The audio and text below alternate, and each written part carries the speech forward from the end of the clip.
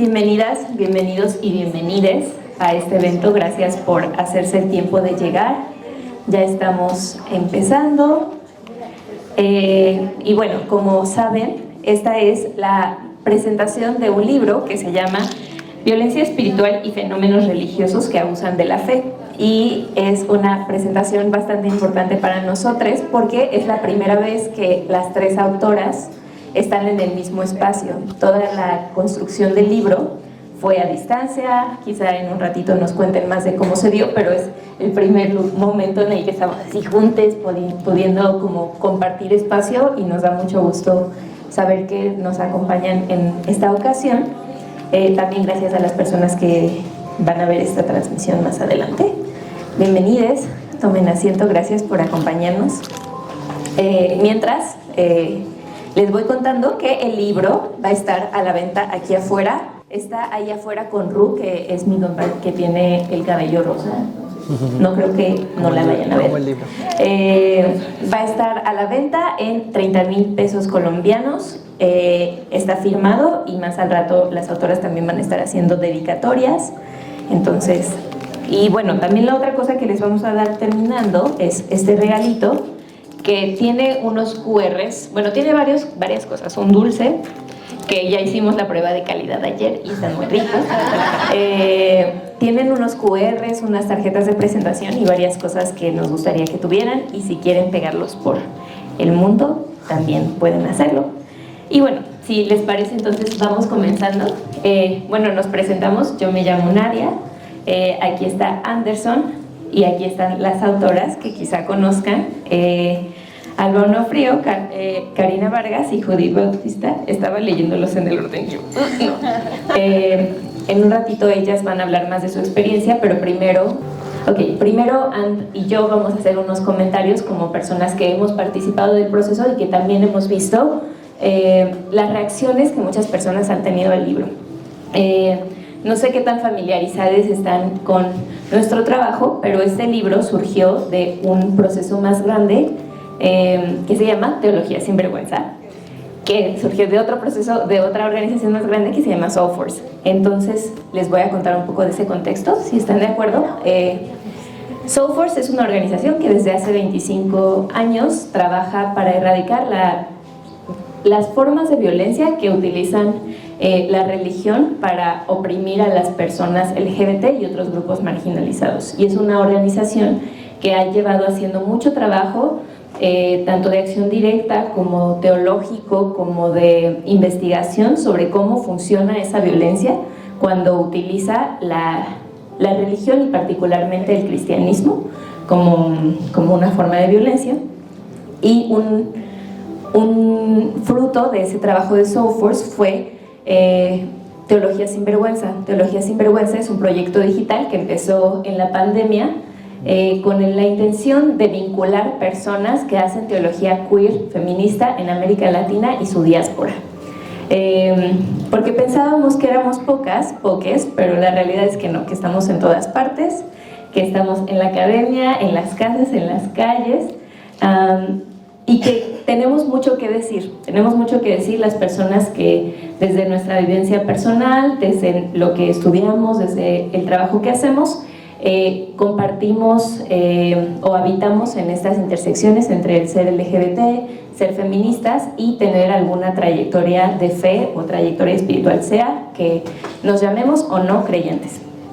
Y una de las cosas que nos dimos cuenta a lo largo de este proceso de Teología sin Vergüenza es que una y otra vez se nombraban las formas de violencia, una y otra vez surgía el término de violencia espiritual o acercamientos que quizá no utilizaban esos términos, pero nombraban vivencias muy específicas y muy cercanas que quienes habitamos, como decía, esas intersecciones conocemos muy bien en nuestro cuerpo, ¿no? Quizá no tenemos el vocabulario para nombrarlos, pero sabemos cómo se siente en nuestro cuerpo y en nuestro espíritu cuando la fe, la religión, la Biblia se utilizan para negar nuestra dignidad, nuestro valor sagrado como personas.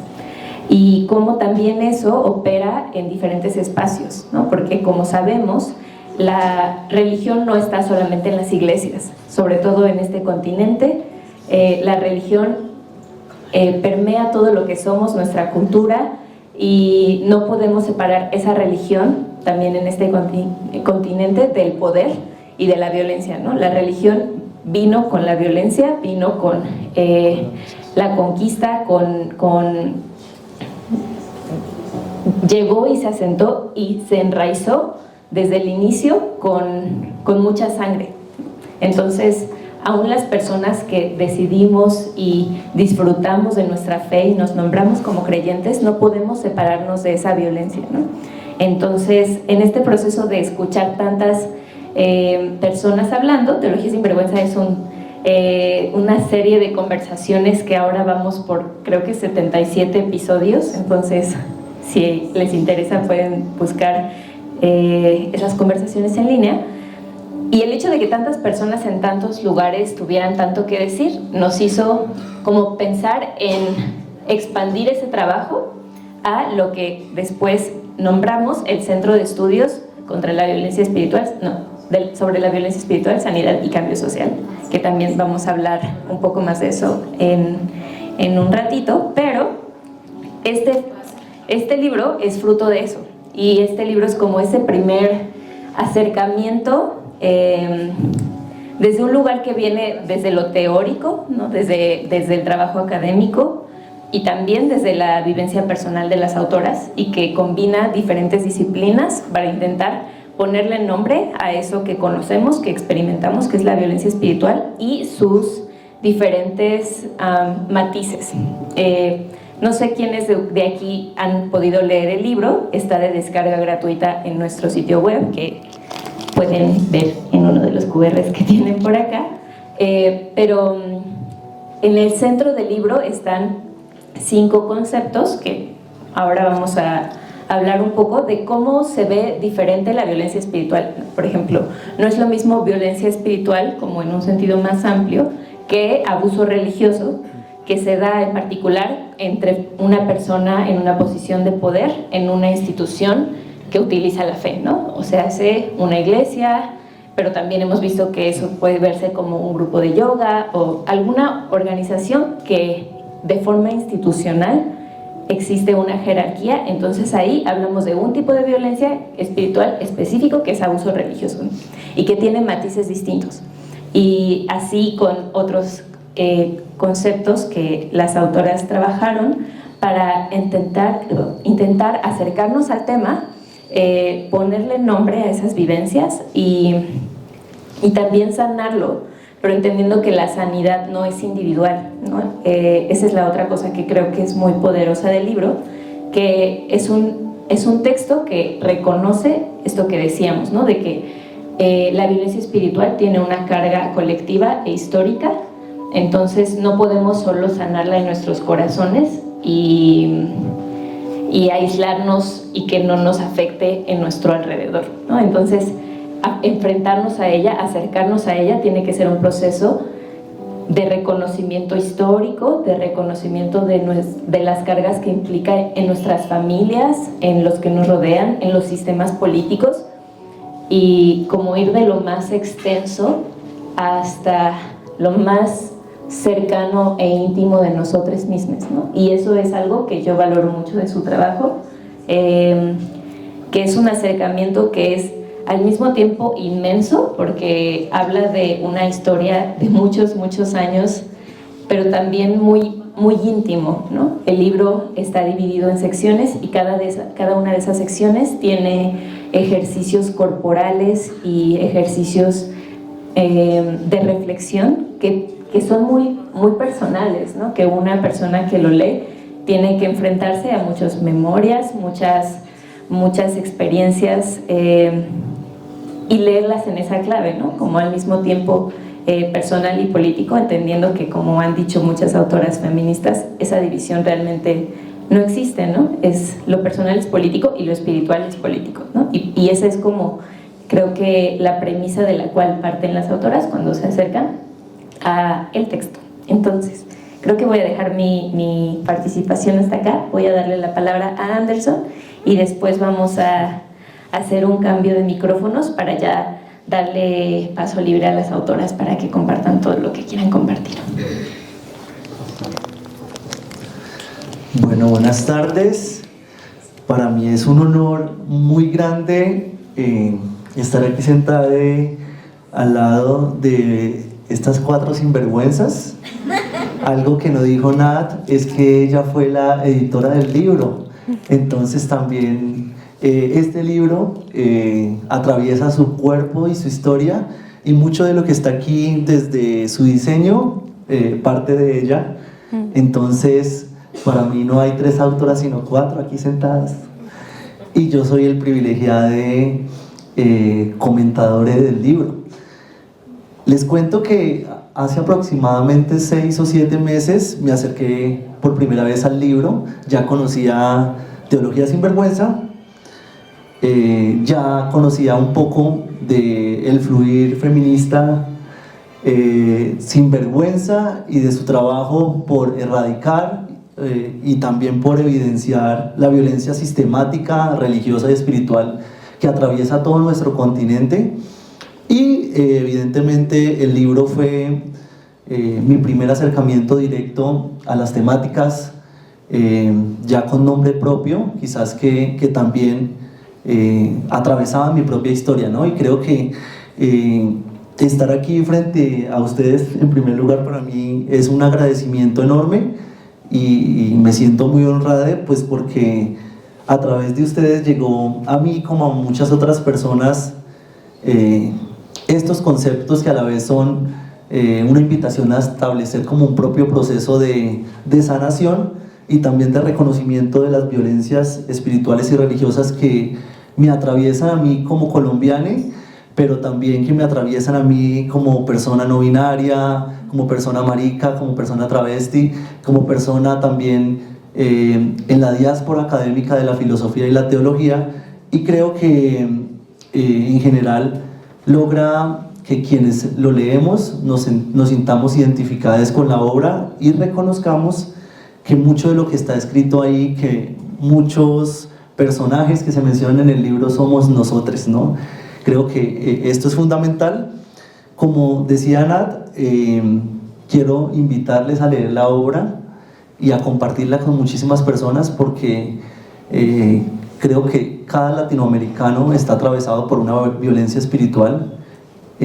La sentimos, la padecemos, la sufrimos, pero nos cuesta hablar de ella porque ese es el principal objetivo de la supremacía religiosa, ¿no? Y creo que es uno de los términos principales del libro, esta invitación a reconocer que la supremacía religiosa y cristiana no es el cristianismo. La supremacía es un parásito que se ha fagocitado dentro de las experiencias de fe y ha hecho que muchos de nosotros nos alejemos de la fe y decidamos guardar silencio cada vez que se toca el tema religioso, ¿no? Y en el caso particular de las minorías, más bien minorías no, de las poblaciones diversas, que somos mayorías, y por eso las sinvergüenzas no somos pocas, sino somos una mayoría del país, y aquí hay muchas sinvergüenzas sentadas. Evidentemente reconocemos que algo que de lo que hemos sido excluidas sistemáticamente es de la religión, ¿no? Las maricas no somos permitidas en la iglesia, debemos dejar el maquillaje y todo afuera, pero las personas trans tampoco, pero las mujeres feministas tampoco, porque se cree que en los espacios religiosos no hay un lugar para ellas. Y generalmente lo que percibimos es que todo esto es el objetivo de la supremacía, ¿no? Para la supremacía cristiana y religiosa es imposible que exista una reverenda sexo.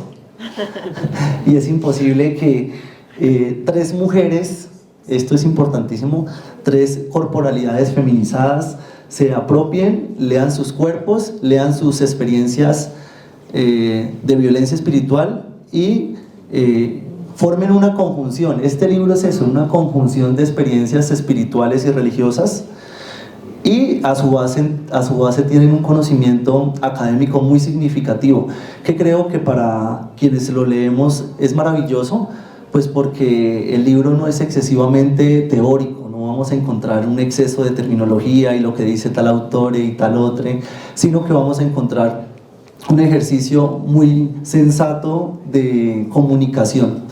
Y creo que en un país como el nuestro, un libro como este es fundamental, ¿no? Por cosas de la divinidad queer nos encontramos en una sala que está rodeada de unos símbolos muy poderosos para la historia de nuestro país, y desde que entré particularmente he sentido una energía muy bonita, ¿no? Y sanadora también, pues porque la violencia espiritual de nosotros también ha estado atravesada por guerras, silencios, por desplazamientos, por exclusiones y por mucho silencio que se siente y simplemente creemos que no nos atraviesa. Y leyendo este libro, evidentemente, terminaba reconociéndome como un sobreviviente de violencia espiritual de múltiples maneras, ¿no? Y creo que esto no es algo que me sucede a mí solamente. Todos mis amigues que han leído el libro virtual, con quienes he tenido oportunidad de hablar de teología sin vergüenza, me han comentado exactamente lo mismo, como, ¿por qué me mandaste a leer este libro? Creo que, y yo no, pues yo te lo compartí, sí, este libro está escrito para mí, me ha dicho mucha gente, y creo que evidentemente el libro está escrito para todos, y creo que un espacio como este es maravilloso, pues porque tenemos el compromiso de compartirlo, ¿no? El recurso es virtual y creo que la violencia espiritual que todos hemos vivido ha sido gratuita, ¿no? También la hemos recibido sin merecerla, y este libro de entrada ya es sanador por eso, porque es un recurso que busca que la sanación también llegue a las personas gratuitamente, y también este proceso se extienda gratuitamente a toda la población. Yo quería, de lo mucho que hay que decir de este libro, y evidentemente no les voy a dar los spoilers porque quiero que lo lean, sí, no voy a contar ninguna historia particular del libro, pues porque hace parte de la experiencia de lectura del libro. Sí quisiera,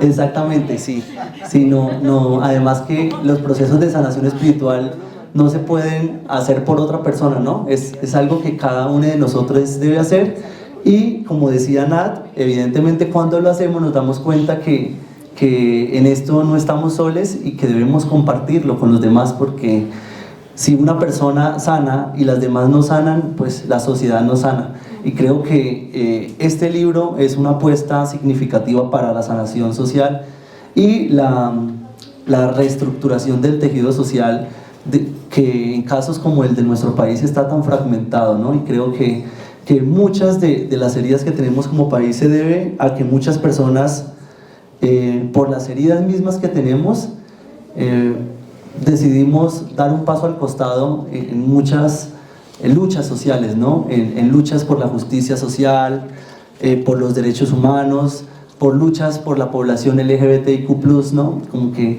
luchen los activistas y punto, y los demás nos sentamos a ver. Y creo que en el caso de la violencia espiritual es imposible que la lucha la hagan unas pocas personas. Se requiere que muchas personas nos apropiemos de este proceso de sanación, y por otro lado nos atrevamos a compartirlo, que eso es lo más difícil, ¿no? Decirle a la persona que tengo al lado: yo también soy sobreviviente de violencia espiritual y no quiero que sufras mucho de lo que yo sufrí, o si ya lo sufriste, pues no estás solo. Hay muchas personas que también lo hemos padecido y que se hace necesario por eso hacer un proceso de acompañamiento. En el libro pues tiene 5 capítulos maravillosos que quizás las autoras ahorita digan: no, lo que dijo antes está mal o no es así, pero yo de estos 5 capítulos creo que están diseñados estratégicamente para hablarnos todos de lo que sucede con la supremacía cristiana y religiosa, ¿no? Ese es el tema que atraviesa todo el libro, cómo la supremacía cristiana, que es una supremacía blanca, heterosexual, cisgénero, capitalista, sí, institucionalizada también, busca inmiscuirse en absolutamente todas las cuestiones sociales y religiosas, y en esta entrada en todos los ámbitos sociales busca establecer un modo de creencia, ¿no? Creo que esto es fundamental en el libro porque creemos que cuando hablamos de creencias y religión solamente hablamos de divinidades, ¿no? Y realmente ustedes mismos han creído en nosotros y han venido aquí y nos han recibido el libro creyendo en nosotros también.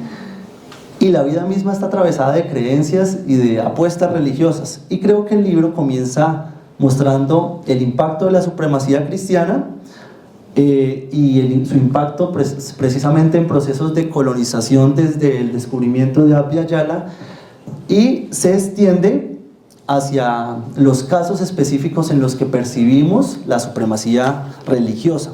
Por un lado, la violencia espiritual, como lo decía Nat, que está atravesada por la violencia cis-heteropatriarcal en toda su expresión, ¿no? En los ámbitos religiosos sufrimos violencia espiritual cuando se usa la Biblia para obligarnos a seguir ciertos parámetros normativos frente a lo que debemos ser, ¿no? Y se dice que porque en el texto sagrado se dice tal cosa, debemos comportarnos de cierta otra, pero lo que se omite es todo el contexto de hermenéutica bíblica, de contextualización de textos, que inmediatamente nos ponen en una situación muy distinta a aquella en la que se escribieron los textos, que además no es la misma en la que sucedieron, porque la mayoría de textos sagrados se escriben pasando 30, 40 o 50 años después, y así llegan a nosotros también luego de pasar por un sinnúmero de personas que traducen las obras, que recopilan los textos, pero aún así la supremacía se atreve a exigirnos un único modo de ser. Y este capítulo, es el capítulo 2, está atravesado por como un excursus que nos habla acerca de las violencias de género, de la imposición de la heteronormatividad, de las heridas espirituales que van surgiendo de estos procesos, y termina con un apartado maravilloso sobre la activación del proceso de sanación. ¿Cómo debe comenzar un proceso de sanación? Y creo que en este aspecto el libro es muy incisivo en que un proceso de sanación comienza reconociéndolo, y el ejercicio es personal. A ti te pueden decir, tú eres víctima de violencia espiritual, pero tú puedes estar feliz haciendo lo que el representante religioso de la institución que sea te dice que debes hacer, y tú no lo reconoces como violencia. Por eso el tercer capítulo nos conecta nuevamente con este tema de la violencia espiritual, pero ya específicamente a través del concepto terrorismo, ¿no? Y este capítulo para mí particularmente fue muy importante porque me citó nuevamente en el terrorismo que se vive en nuestro país, ¿no? Que la historia misma del país nos ha sido muy insistente con que el terrorismo tiene muchas caras, ¿no? Y que la hegemonía suele mostrar como terrorismo aquello que se opone a la hegemonía.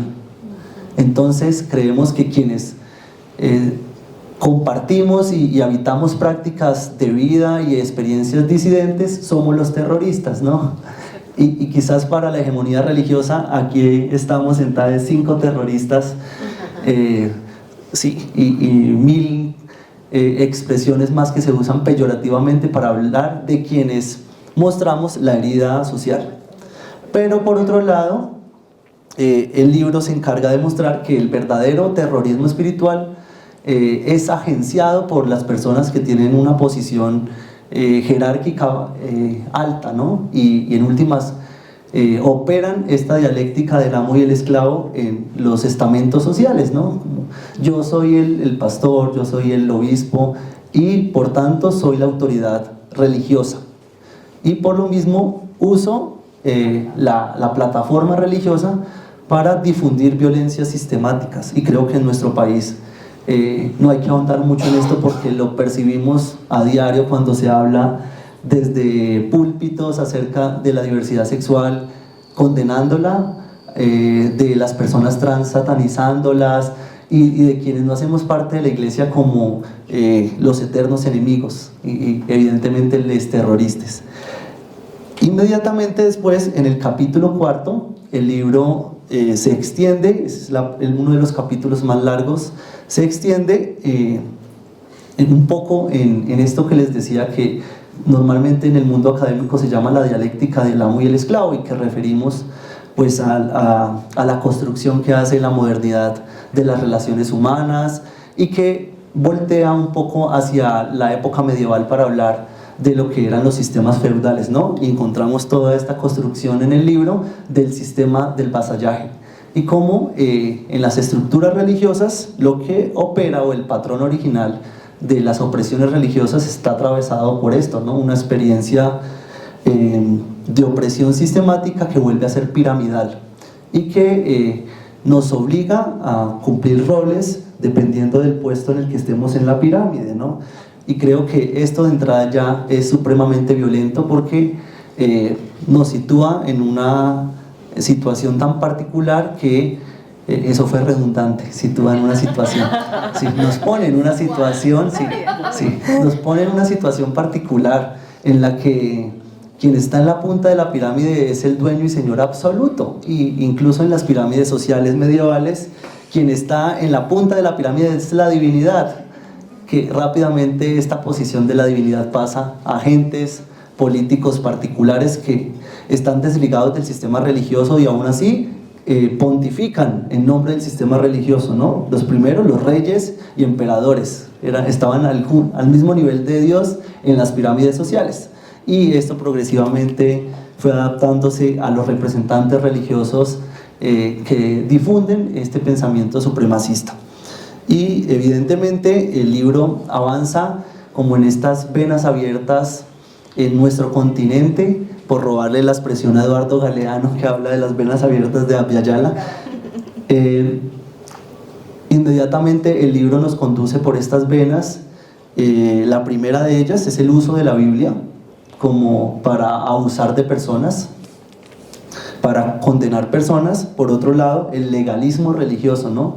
Esta comprensión de la vida religiosa según la cual, si yo cumplo 3 leyes, ya soy salvo, y quien no las cumple está condenado. Y sin duda esto ha generado en nuestros contextos sociales una serie de malestares imposibles de enumerar todos, ¿no? Y empezando por la exclusión de mujeres, de diversidades, también de población indígena, y no solamente esto, ¿no? Sino de todo aquel que no profese exactamente mi misma creencia, ¿no? Creo que esto ha fracturado mucho nuestra sociedad. El libro sigue avanzando a algo muy particular, y es el abuso religioso en el día a día. Y en esta parte del libro es casi que obligatorio detenerse, porque está escrito de tal manera que nos obliga a detenernos y pensar en qué hice hoy. ¿Qué día es hoy? 28 de julio, ¿cómo se me va a olvidar? Hoy 28 de julio, ¿qué he hecho desde que me levanté hasta antes de llegar aquí? Quizás me levanté y me sometí al Dios Todopoderoso que guía mis pasos, y le dije que todo lo que sucediera dependiera de Él, que madruga Dios le ayuda, y pues resultó que me echaron del trabajo. Entonces asumo que esa echada del trabajo es porque Dios está cobrando algo que yo le debo. O vemos a alguien en la calle y le damos una ofrenda y creemos que esta ofrenda la damos para recibir, porque el que no da no recibe, y volvemos a este sistema económico capitalista que de la ofrenda y la demanda, y así sucesivamente. Y en mi caso, inmediatamente el libro sí me dejó muy preocupado por muchas acciones que, aunque no las exteriorizo, suelen estar atravesando mi manera de proseguir el día a día, ¿no? Como estas que acabo de relatar, pero como otras más, ¿no? Como creer que es violento si hago una oración desnudo, pues porque eso es algo inmoral, ¿no? Se debe hacer vestido y bien sentado, pues porque Dios exige eso. Y mil cosas como estas se han ido inculcando pues, en nuestro estamento social. La última de esas que me conflictó y me tuvo en jaque con mi familia es que me hice un tatuaje de un Jesús fumando. Y pues inicialmente pues quedaron tiesos como, pues, ¿por qué te hiciste eso? Y luego fue como asumir que esa imagen que tenemos de Jesús pues no es del todo cierta. Quizás puede ser un hombre cualquiera, pero pues la gente inmediatamente ve el tatuaje y dice Jesús, pero ¿por qué lo asocian con Jesús? Se lo tatúa blanco y no. Sí, entonces creo que este tipo de cuestiones de entrada evidencian cómo en el día a día estamos atravesados por múltiples violencias espirituales. Y quizás muchas de las personas que están aquí nunca han escuchado de esto, que existe algo llamado violencia espiritual. Y creo que esta sí es una invitación maravillosa para que ojeen el libro, el recurso electrónico se lo envíen a todas las personas que puedan, y también si quieren más libritos puedan adquirirlos. Yo quiero terminar este recorrido rapidísimo por este libro.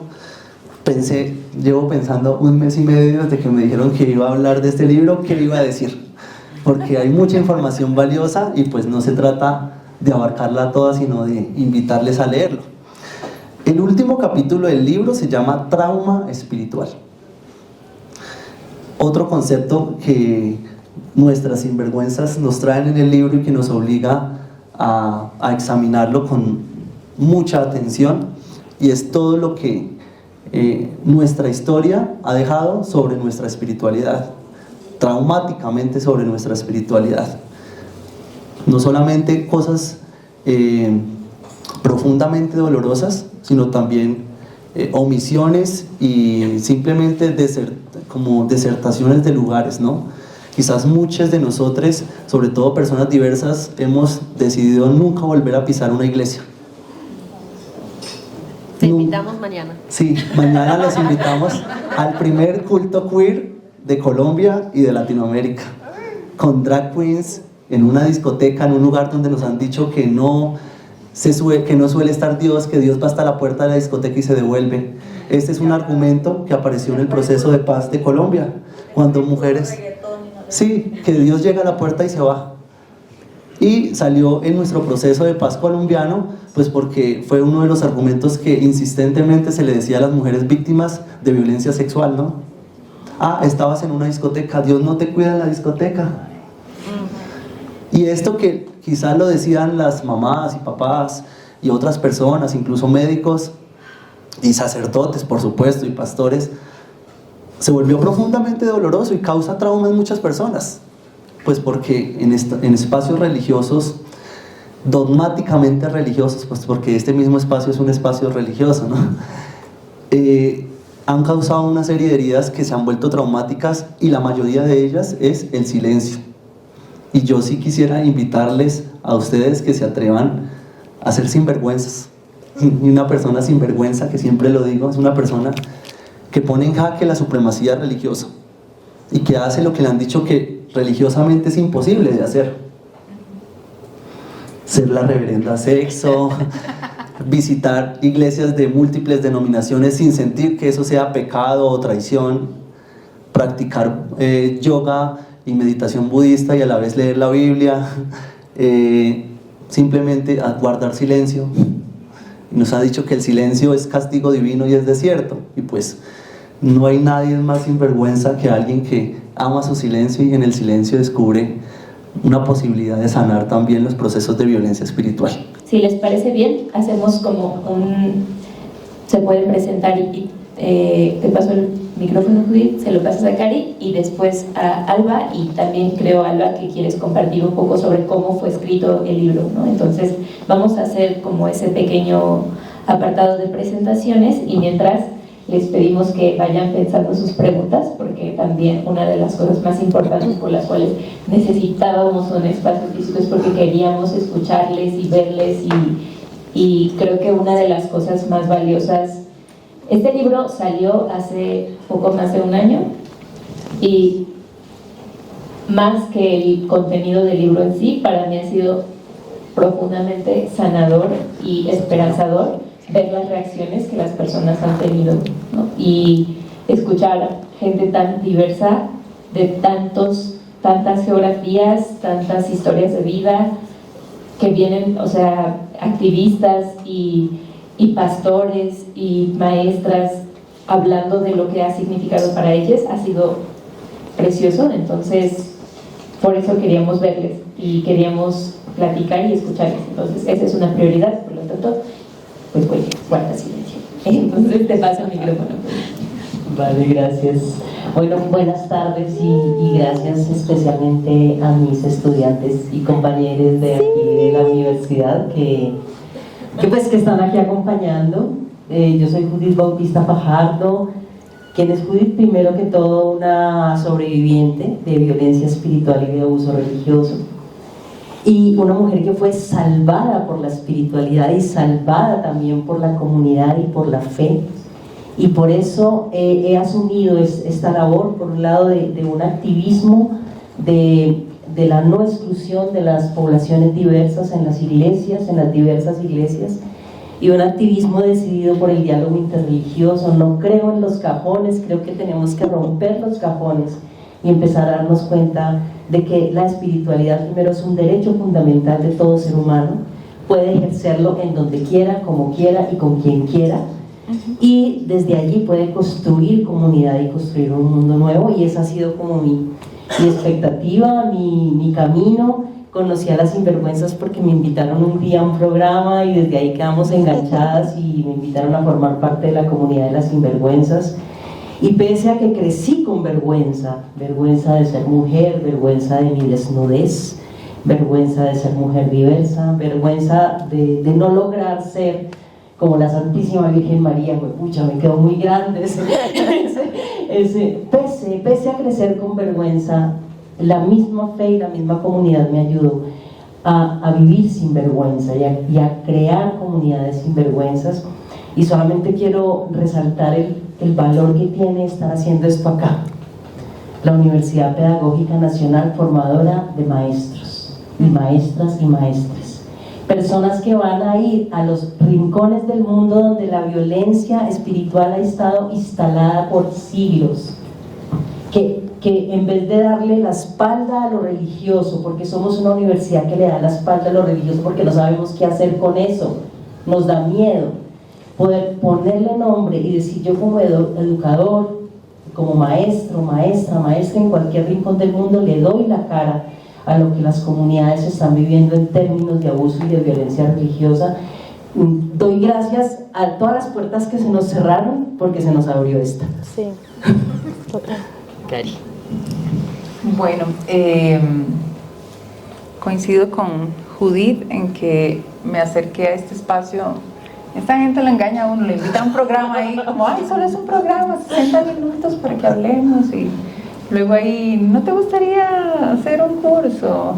¿No te gustaría escribir un folletito? Vamos a hacer un folletito sobre la violencia 4.000 palabras. Sí, 4.000 palabritas, y ya luego eran 30.000. 60.000 y luego ya éramos un equipo de 3, y fue una cosa tan hermosa.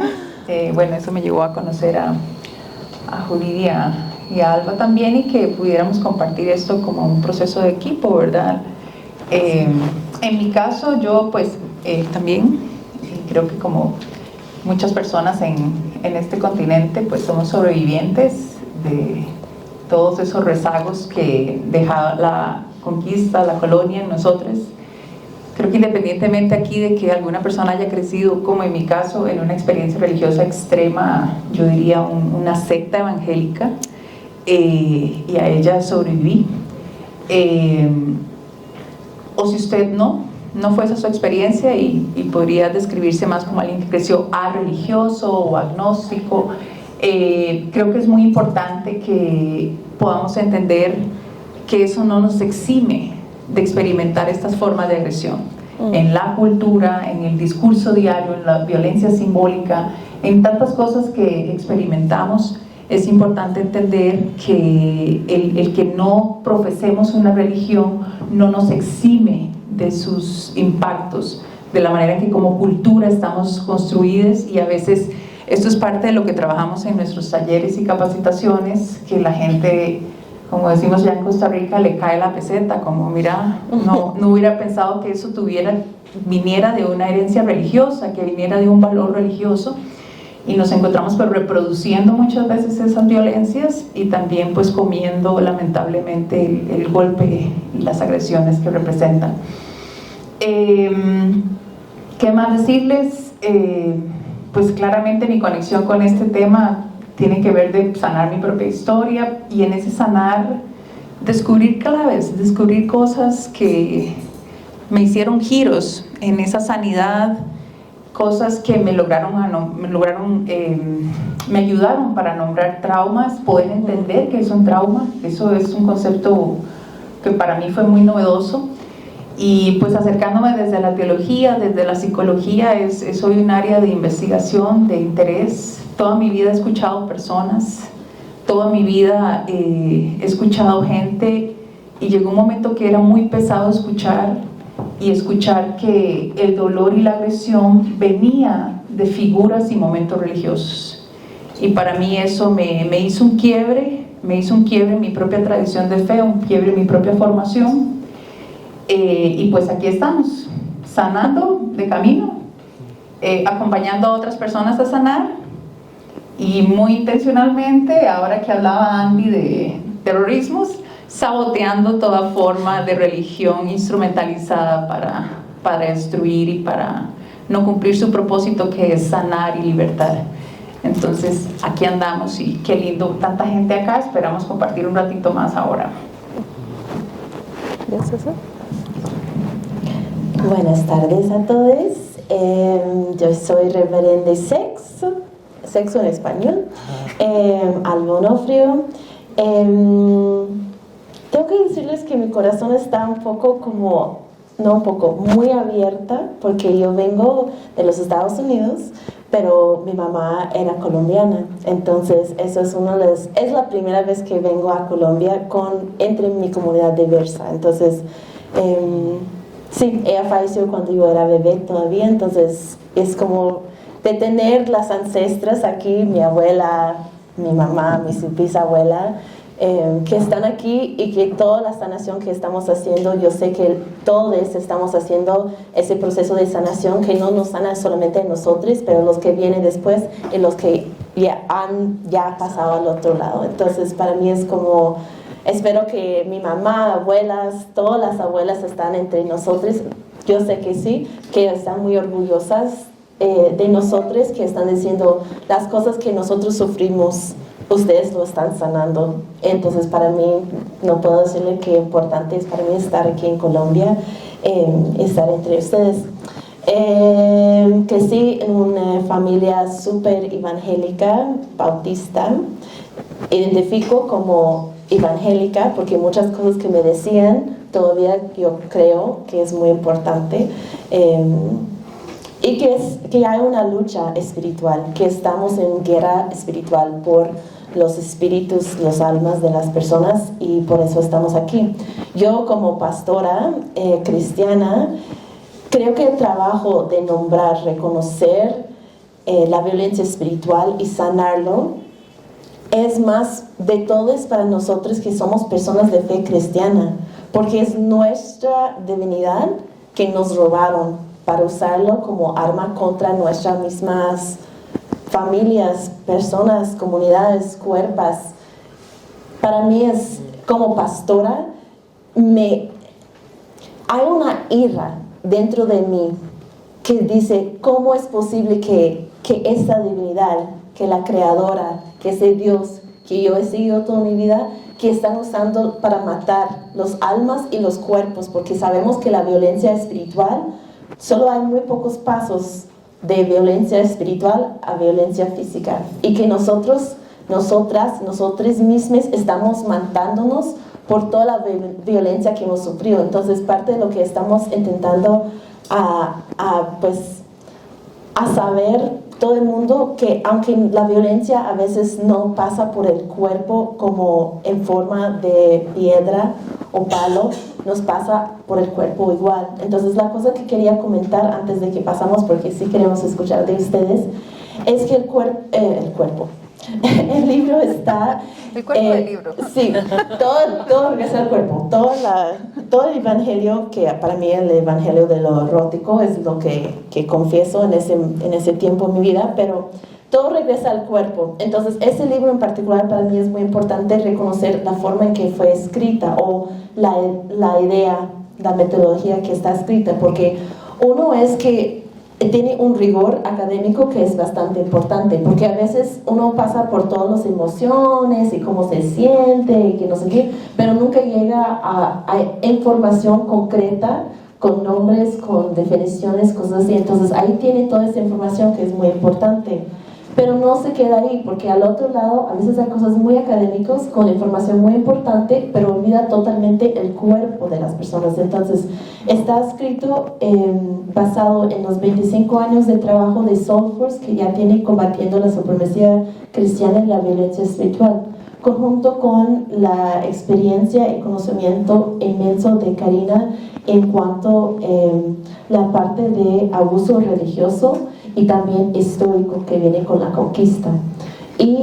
Pero ahí qué lindo, ¿verdad? Pero hay otra parte más que fue donde Judith fuiste la clave para nosotros, que fue, hay en cada parte ejercicios de conecta con las emociones y de conecta con el cuerpo, porque sí vamos a sentirlo en los cuerpos, sí vamos a sentirlo en emociones, y a veces es un gran paso reconocer esas cosas. Entonces, de tener ejercicios que podemos usar para encontrar dónde está la violencia espiritual en mi cuerpo. Por ejemplo, cuando hacemos talleres, a veces decimos, ok, imagina tu cuerpo, y ahí pone un puntito en un dibujito de tu cuerpo, pone ahí un puntito de todos los lugares de tu cuerpo que has sentido vergüenza o culpa.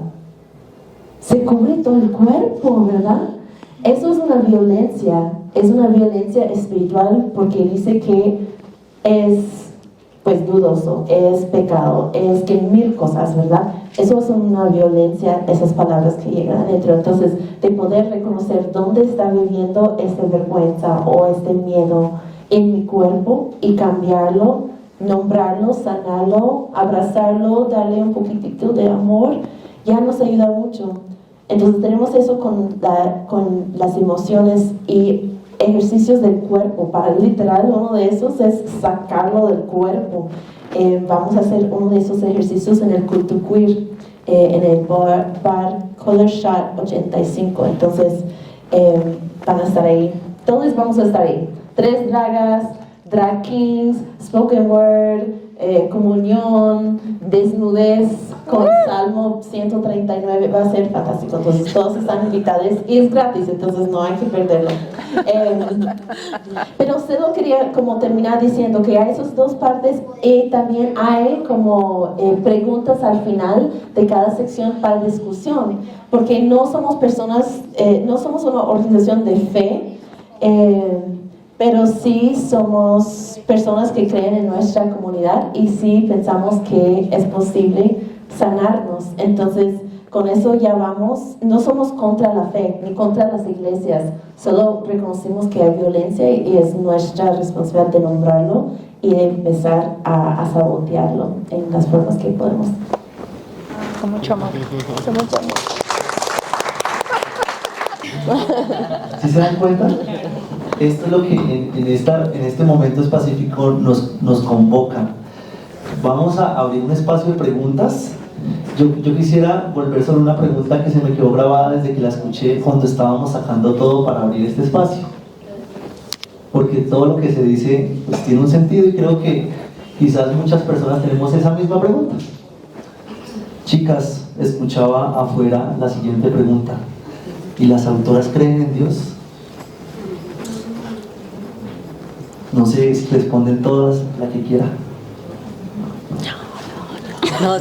Pues soy pastora, entonces realmente es como, hay pocos requisitos, pues realmente hay muchos requisitos, pero para mí sí.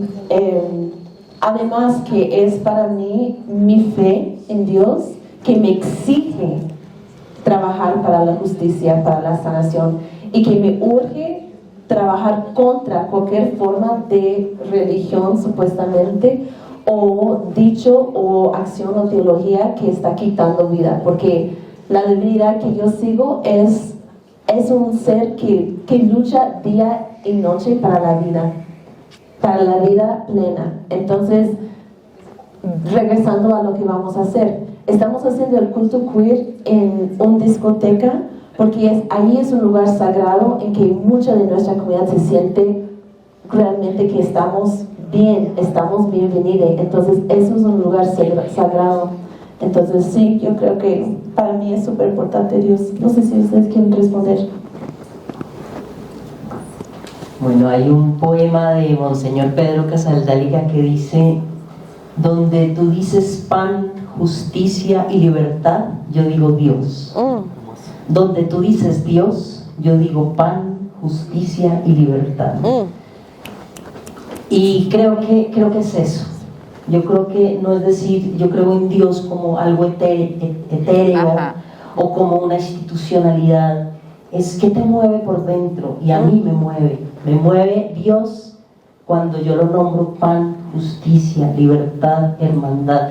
Cuando yo comprendí que Dios es una fuerza que moviliza, me di cuenta que no es un tema de creer en Dios, es de preguntarme a mí qué me mueve, a mí qué me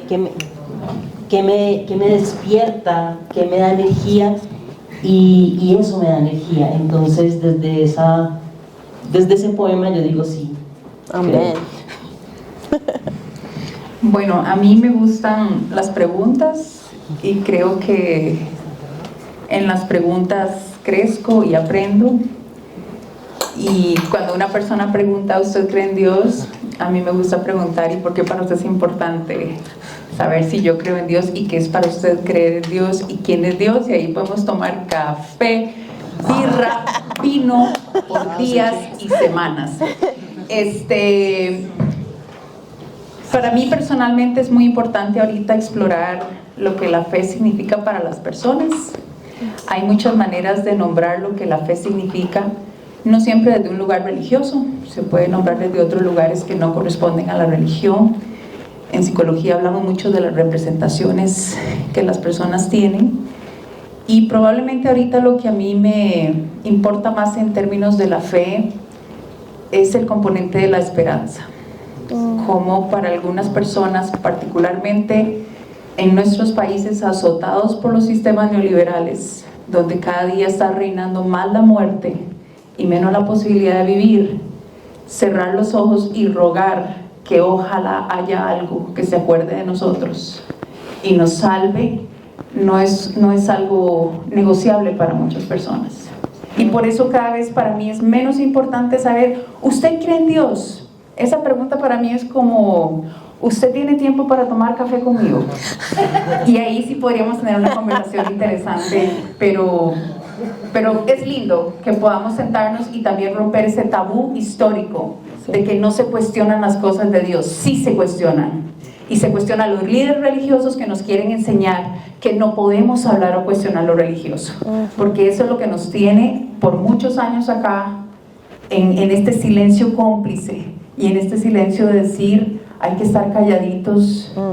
Y calladitos más bonitos, pues no, ya no más bonitos, bien feos todos. Y sin vergüenzas, ¿verdad? ¿Cambiamos? Sí, si les parece bien, entonces vamos a pasar a una ronda de preguntas. Creo que podemos intentar hacer 3 y pasar acá. Ruth nos va a ayudar con el micrófono. Nada más quería decir algo rápido, que venimos de unas semanas de hacer muchos talleres que tienen que ver con el contenido del libro, y resoné mucho con esta ira de la que hablaba Alba y con mi fe, ¿no? Y como que toda esta semana he tenido muchos momentos de mucho enojo y rabia por historias que nos han compartido personas cuando empezamos a hablar de eso, ¿no? Historias horribles, y que como que normalmente sabemos que existen, y cuando alguien se para aquí y sentimos rabia, y ese cómo se atreven, ¿no? Y que vienen de un lugar de fe, ¿no? O sea, como creyente, me enoja que que hagan eso a nombre de ese Dios que yo amo tanto, ¿no? Entonces está esa, cómo se atreven, y esta semana me di cuenta en mi cuerpo cómo estaba esa rabia, y yo estaba sintiendo que no tenía por qué sentir esa rabia, y pensé en Jesús, y no vengo aquí a evangelizarles, ¿no? Pero pensé en Jesús, y cuántas veces Jesús estaba tan enojado, ¿no? O sea, Jesús me paraba diciendo cómo se atreve, ¿no? Y entonces como que he estado canalizando esa rabia, ahora que estamos haciendo el culto queer, ¿no? He sentido mucho como, dijiste lo de tu tatuaje, ¿no? Y dije, ¿cómo se atreven a escandalizarse con eso si hay tantas personas que tienen tatuado un Jesús blanco, ¿no? O que tienen un Jesús ahí mientras hacen las cosas más horribles, ¿no? Entonces como que dije, ¿cómo se atreven? Pero eso, y solo lo pongo así porque pienso que este libro es un poco eso, ¿no? El testamento de qué sentimos y la historia de dónde lo sentimos, ¿no? Y es un libro que es denuncia también. Entonces, sí, solo como que quería abrir el espacio de las preguntas, honrando todos los sentimientos que pueda haber en este cuarto, ¿no? Sean de enojo y de tristeza o de miedo, son bienvenidos. Y ¿quién quiere empezar? Tenemos uno, hay otros 2, 3. Súper, gracias. Un saludo.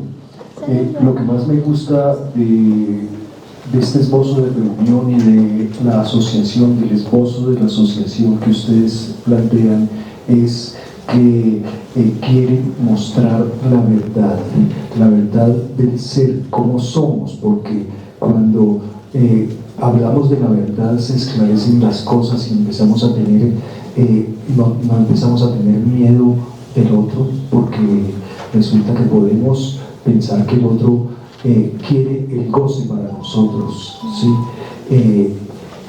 Pero en cuanto a la espiritualidad, yo veo que desde Nietzsche quiso destruir un poco a Platón, que fue el que se inventó el espíritu pues es griego, la palabra y todo, pero ellos inventaron el alma, lo del espíritu, y hoy la filosofía quiere derrumbar todo eso, tanto a Dios como al espíritu. Para mí ha sido un cuestionamiento interesante cómo derrumbar y cómo descreer de Dios, ¿no? Me disculpan ustedes que quieren creer en Dios. Yo quisiera descreer, no he podido, y creo que si hay alguna forma que dice que Derrida dice que hay que destruir lo construido y construir hacer una nueva construcción. Para mí entonces yo intentaría una construcción de Dios diciendo que Dios es el instante y el espíritu es el ánimo. Gracias. Muchas gracias. Pasamos por acá con el número 2 y después el 3 por ahí. Yo le estoy llamando a esta tarde la tarde de impactos, y es que me ha pasado de todo. Yo tenía a la profe Judith para preguntarle, antes, ahorita no es, ¿por qué se hacía el corte así? Pero la primera vez, de pronto en los buses, yo soy campesina, entonces en los buses encontraba yo gente con su peinado así y del mismo lado, y yo, concha, le veo aquí la profe. Y hoy me encuentro a las 3 escritoras con el corte así. Al llegar, el impacto de las botas, o sea, no había visto algo así, y realmente eso me conmovió espíritu, cuerpo y en el más allá. Eso, una vaina que tengo ahí, pero un lío, mejor dicho, es de amor, de odio, de rabia, de historia, de todo.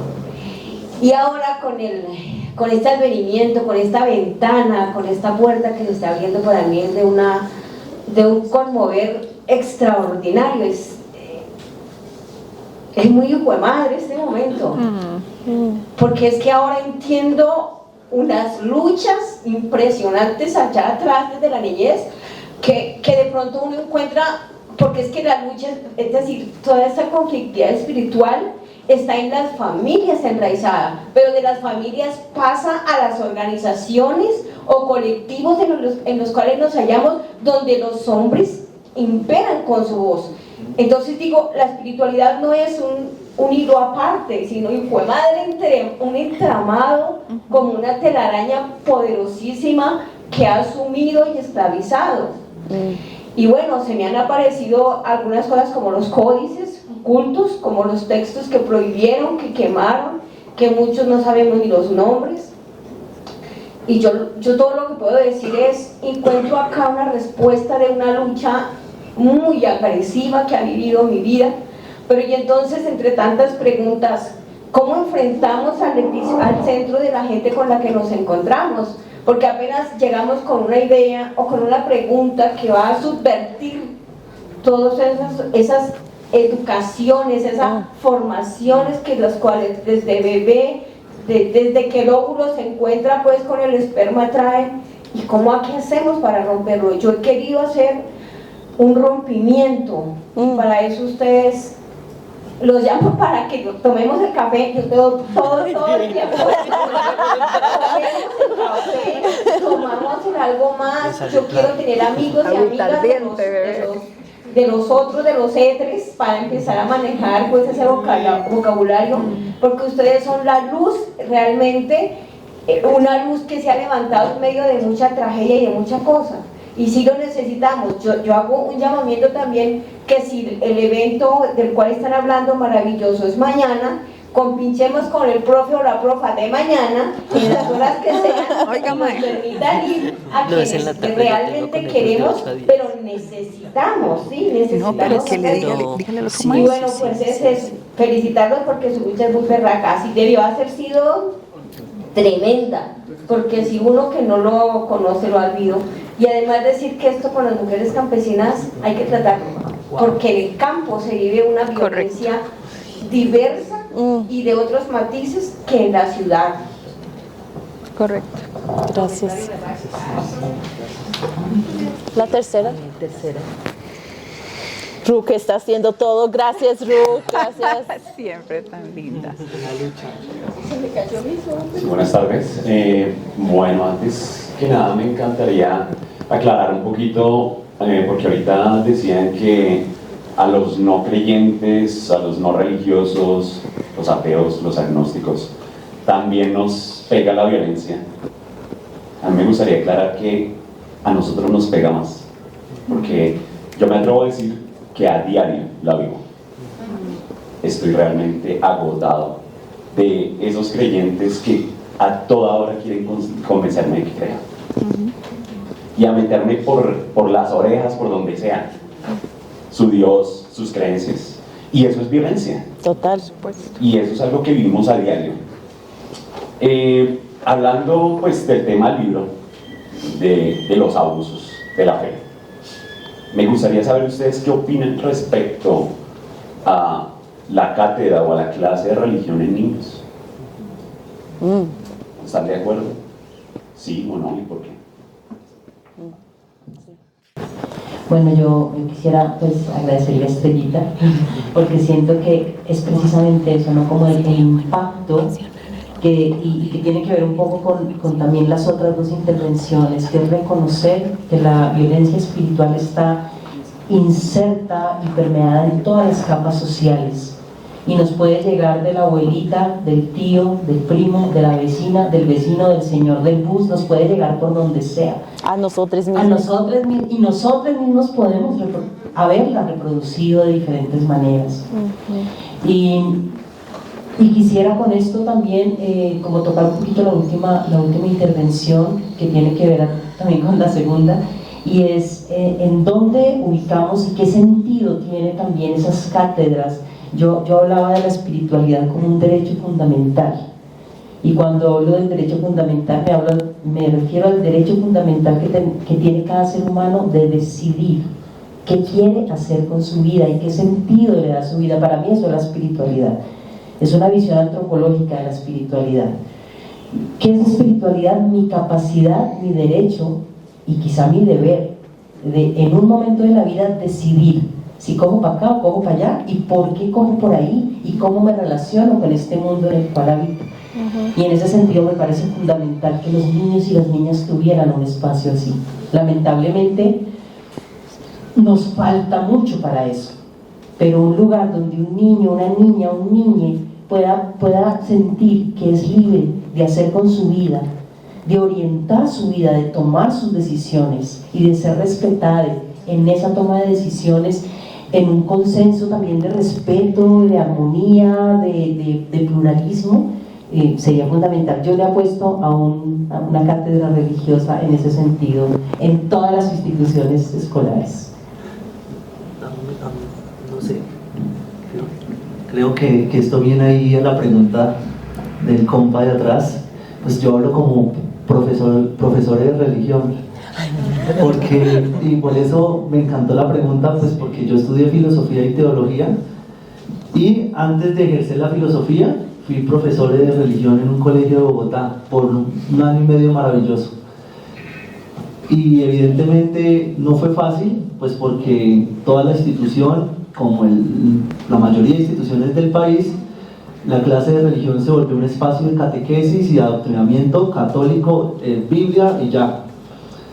Y pues mi educación teológica no fue esa. Entonces la clase de religión que yo propuse era una aproximación a la historia de la religión, pues que me encanta la historia, con sus pros y sus contras, y más allá de la religión, sí, a la espiritualidad, a la posibilidad de hacer ejercicios de interiorización que nos conecten con lo que somos y nos permitan tomar decisiones en la vida y en los proyectos de vida.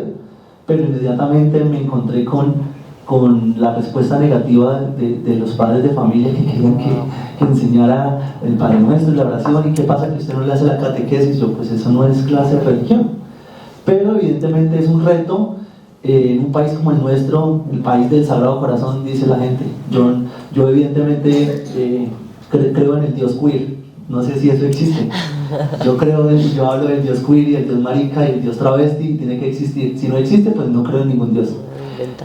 Pero sin duda creo que sí es un reto enorme hablar de religión. El libro comienza con una frase maravillosa. Se nos ha dicho históricamente que en la casa y en la mesa no se habla de religión, como tampoco se habla de política.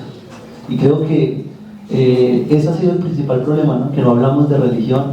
Y yo creo que lo digo porque las personas que más han aprendido religión, historia de religión, son personas ateas. Y pues yo mismo me considero una persona disidente del Dios tradicional, y por eso defiendo a muerte a mi Dios queer, que no sé qué es tampoco, pero es algo que está ahí, que como decían ahora es más una fuerza, ¿no? Como que mueve mi lucha.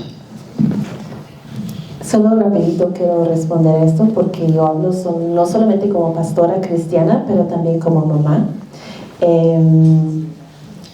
y como mujer queer también, y feminista. Entonces, para mí, hablando de una forma cristiana,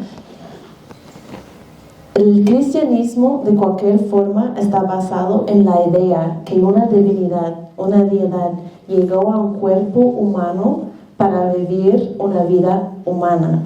Entonces, cualquier cosa que nos separa del cuerpo, porque el alma todo bien, pero vivimos esta vida por medio de un cuerpo y no esperando a otro mundo donde vamos a reconocer o estar a los pies cantando. Pues para mí no me importa, no quiero sentar al pie de nadie cantando toda la vida, mándame de regreso a tierra, porque hay muchas cosas que hacer acá. Pero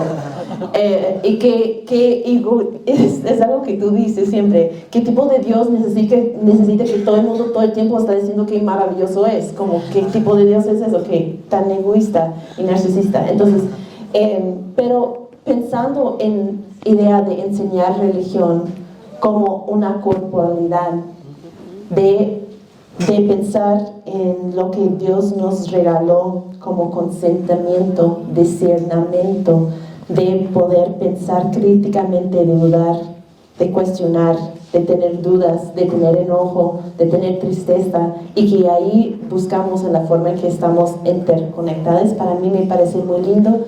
Yo estoy clara que la gente no me nombrara ni cristiana, ni esas clases como clases de religión, pero yo puedo verificar con la Biblia, con la teología, con cualquier otra cosa del cristianismo, cada lo que estoy enseñando. Entonces, de las clases como tal, para mi hija, yo no visitamos a muchas iglesias cuando estamos viajando en particular, todas las iglesias inclusivas es algo importante para mí.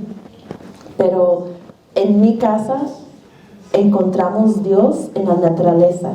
Y mi hija, una vez como a los 7 años, yo le preguntaba, ¿tú crees en Dios?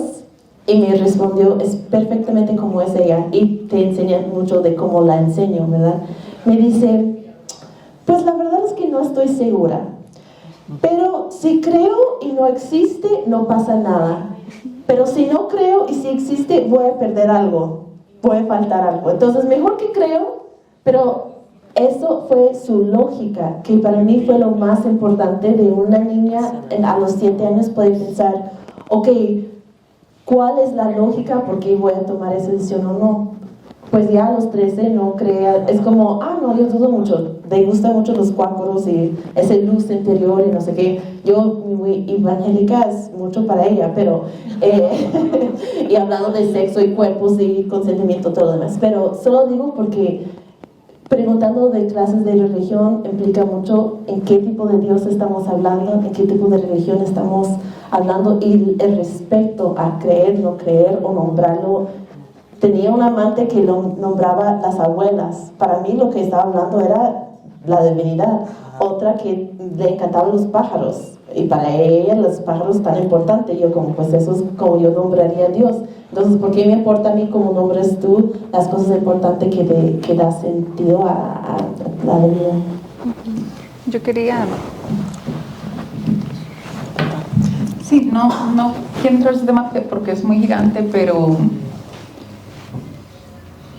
sí que cualquier cosa que van a hacer que involucra a niñez hay que pensarlo varias veces, y creo que seguimos todavía muy en pañales en cuanto a entender las violencias que se ejercen contra la niñez por el hecho de verles como personitas que no saben nada, no tienen palabra, no tienen derecho. Yo soy su papá y su mamá y yo soy sé lo que está bien para usted.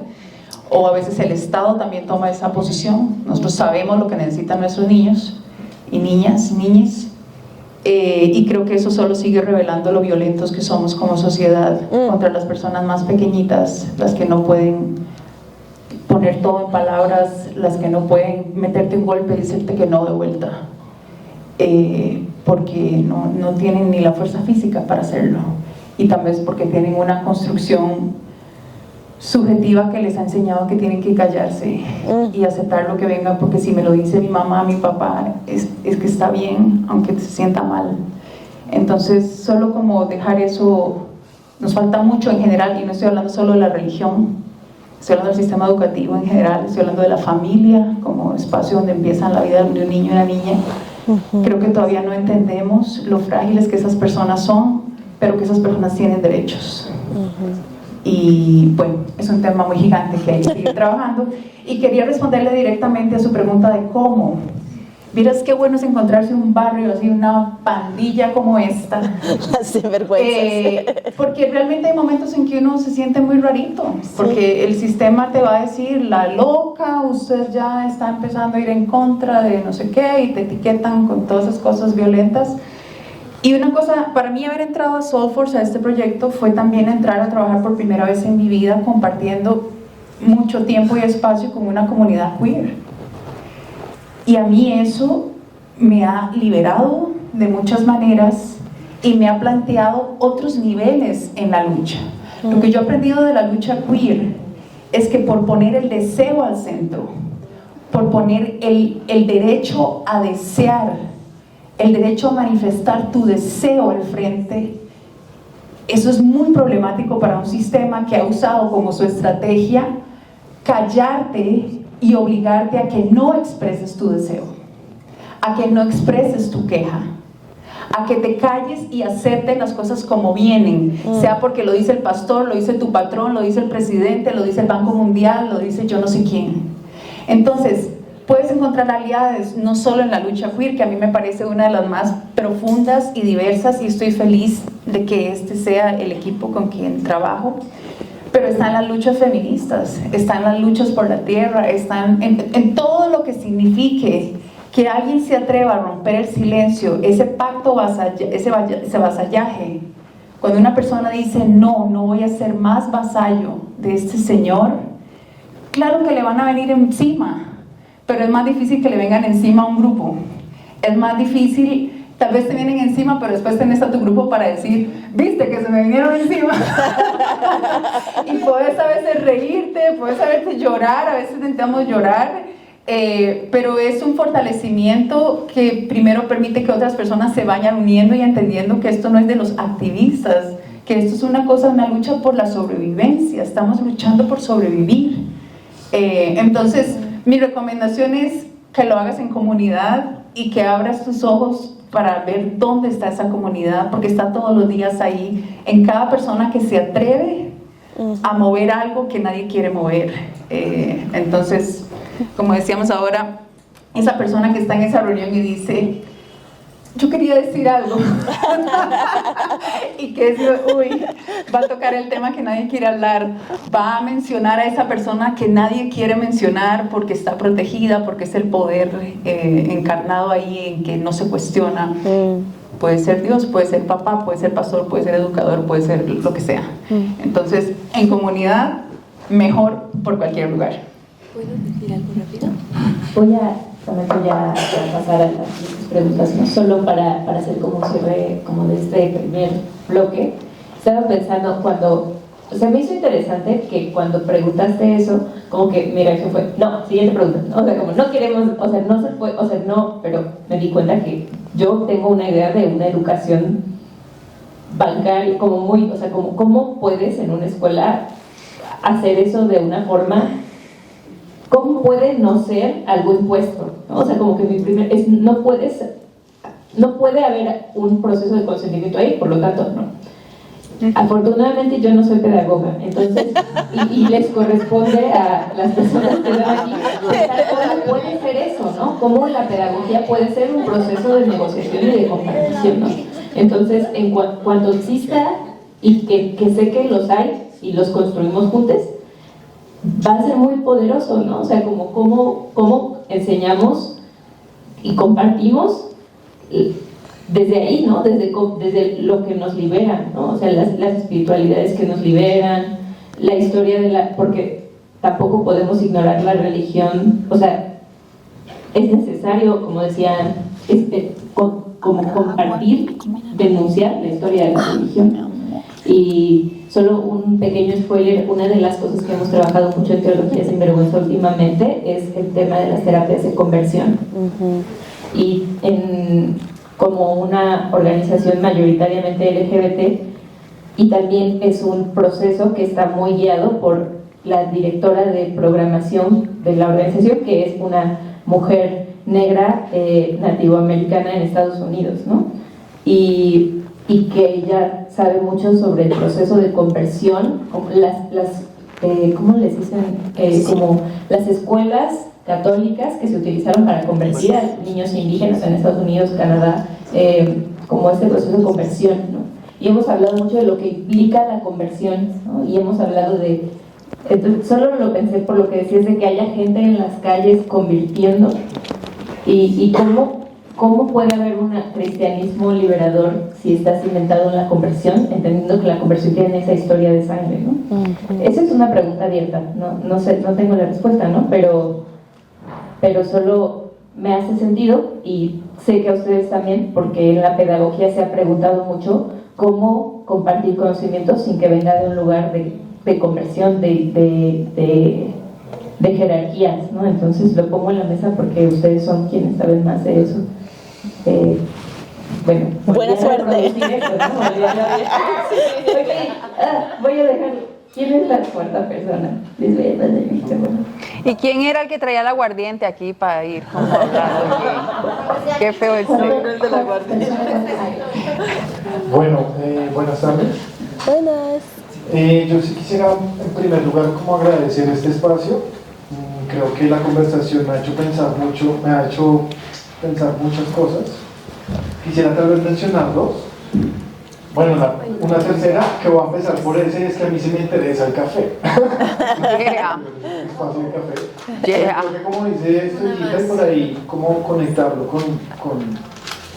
con una intervención de ustedes, no había caído en cuenta, a pesar de que es tan evidente, que esta conversación en un contexto como el de América Latina está como desfasada en el tiempo, ¿no?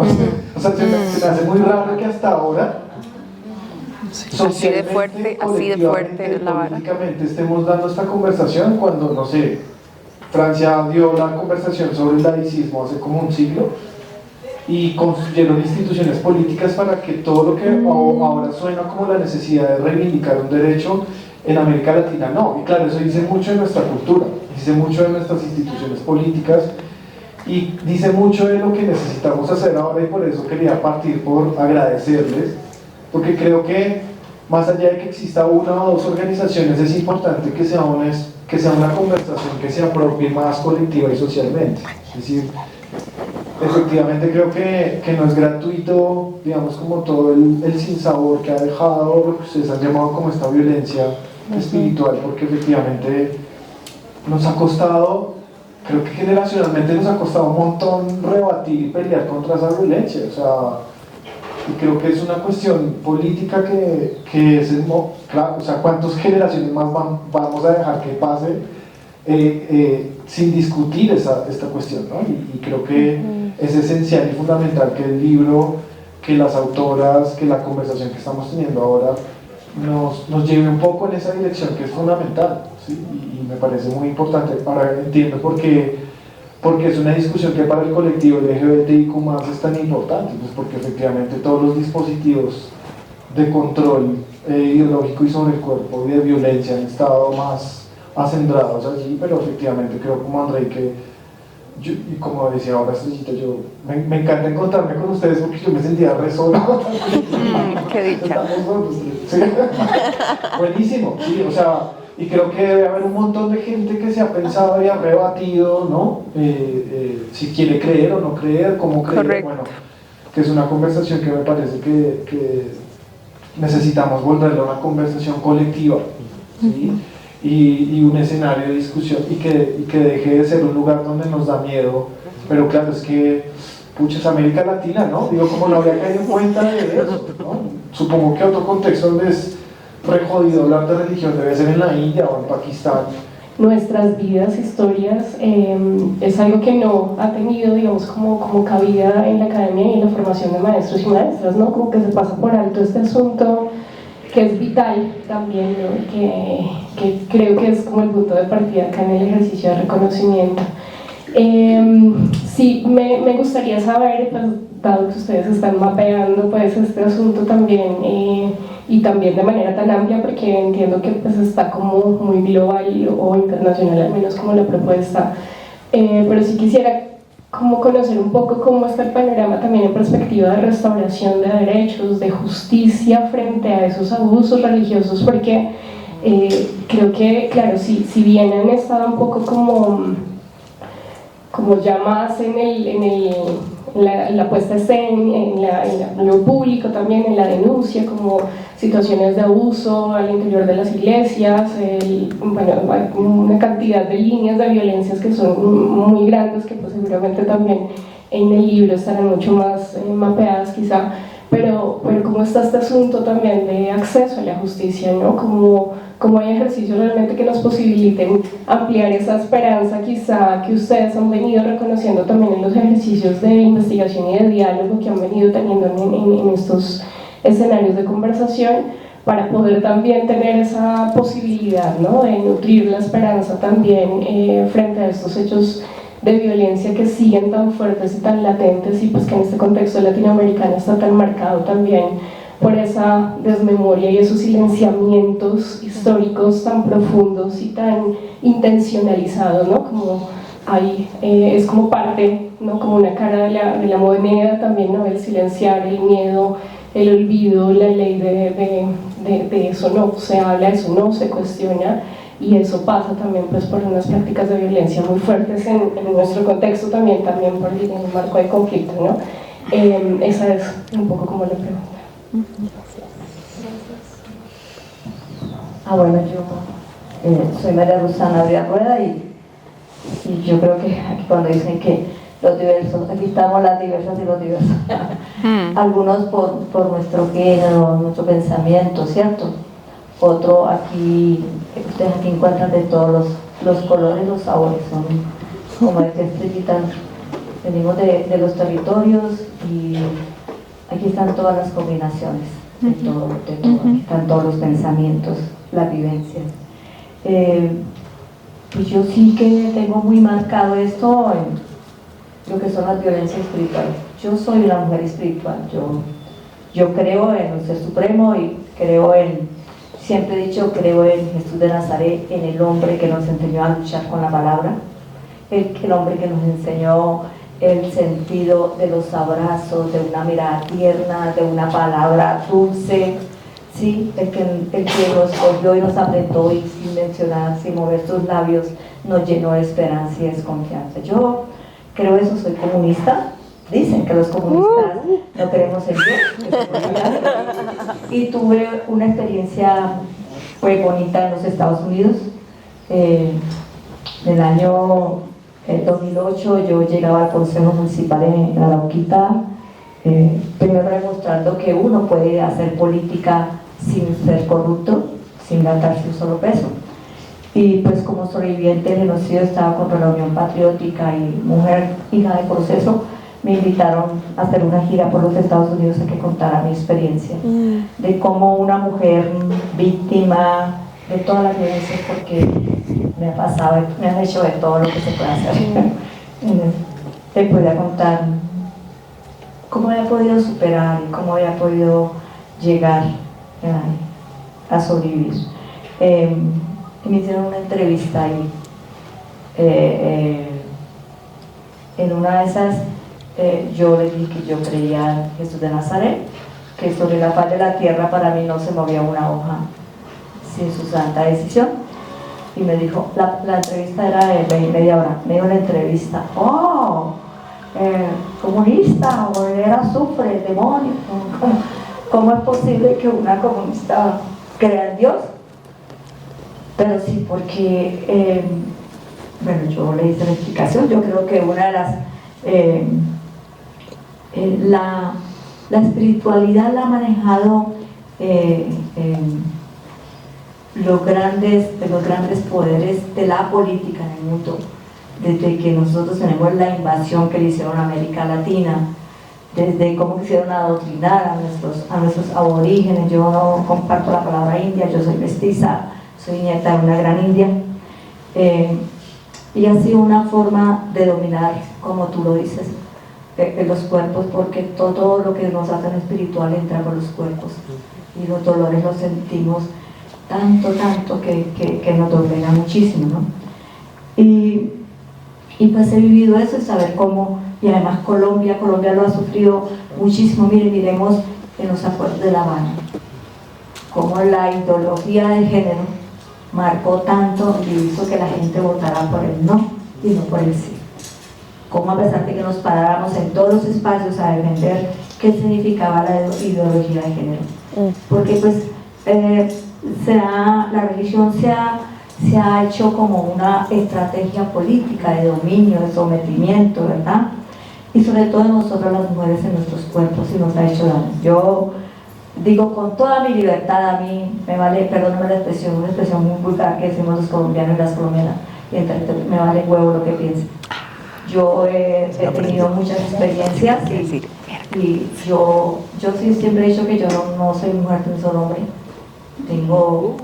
He tenido uno porque lo mataron, el otro porque se lo llevaron y el otro porque no quiso vivir conmigo. Yo era muchísimas cosas para él, por eso no quiso vivir conmigo. Entonces yo siempre he dicho que conmigo va la espiritualidad, lo que me fortalece desde adentro, en lo que yo creo, en lo que yo siento. Y yo sí creo en ese ser poderoso, pero no creo en el Dios castigador, en el que te dice, tú porque eres gay. Mi hermano de la iglesia adventista me invitó una vez y el pastor se paró y dijo, es que Pedro dijo que los gays no se Pedro, y le dije a mi hermano, ¿tú vienes acá? Nunca más volví ahí porque es que yo no. Dios no es un Dios castigador, no es un Dios señalador, no es un Dios de tortura, es un Dios que da vida, ¿cierto? Que genera vida. Y yo sí lo puedo decir, en mi carne propia, en la de mis hijos y en la de mis hijas, en todo lo que me ha hecho. A mí el último atentado que me hicieron, yo me despedí de mis hijos porque por la violencia yo estaba en Arauca y me ha tocado sacar a mis hijos porque me iban a matar a mis niñas de 13 añitos. Y el día que me despedí de mis hijos, cuando yo me despedí de mis hijos, como normalmente yo venía a visitarlos cada 8 días, a veces cada 2 meses, porque era un momento difícil para nosotros, nos habían quitado la personería jurídica, habíamos luchado mucho por volver a tener un escaño y después de muchos años podíamos tener un consejo municipal y la creencia estaba sobre mis espaldas, yo no podía renunciar porque pues, era perder todo un espacio político que venía mi partido como tal. Entonces me tocó sacar a mi familia y yo quedarme en Arauca. Uno de esos días que vine a visitarlos me despedí de ellos. Cuando yo me despedí y me fui a montar la camioneta, yo tengo un esquema de protección. Hubo algo que me hizo detenerme y algo que me jaló duro y yo miré a mis hijos y me dio una cosa tan terrible en mi pecho y yo me puse a llorar. De Bogotá a Arauca son 12 horas, yo lloré todo el camino, todo el camino, sentí como que si nunca más fuese a volver a ver a mis hijos. Y como a mí moré 40, cuando mis hijos mayores tenían 4 años y año y medio, se los iba a llevar. Entonces me obligó a renunciar. Mi hermano era el alcalde, yo era su primera dama y me obligó a renunciar. Y porque me dijo que sí, no quería volver a ver a mis hijos. Y bueno, entonces yo en ese momento se me volvió todo y me fui. Lloré todo el camino, pero al otro día pasó algo en mí raro. Yo me levanté, yo soy una mujer que admiro a las mujeres que se maquillan, pero yo siempre me he echado labial, casi nunca en mi juventud, porque yo fui bien bandida. Yo cuando ustedes estaban diciendo aquí, ¿cómo es que se hacen llamar? Sinvergüenzas. A mí me parece una palabra magnífica. Digo, bienvenida, compañera. Sinvergüenzas. Porque si esa dice que hay otra que dice, bueno, son muchas palabras que a mí me fascinan, porque es que la gente siempre las ha hecho con un matiz de daño, ¿no? De malas y esas cosas, ¿cierto? Se enmascara eso. Yo ese día, y a las mujeres me fascina cuando le dicen brujas, porque es una palabra hermosa. Bueno, entonces ese día yo me levanté. ¿Cómo se llama ella? Ese día yo me sentí la mujer más bella sobre la faz de la tierra. Me cogí mi cabello, casi nunca me gusta cogerlo, recogérmelo, y me corté mis cabellos que eran por acá, porque una vez alguien me tiró el cabello. Y ya me voy a quitar el arma con que me jode. Entonces me corté el cabello. Entonces me puse muy bella ese día, yo me sentía bella. Me puse un vestido que nunca me había puesto.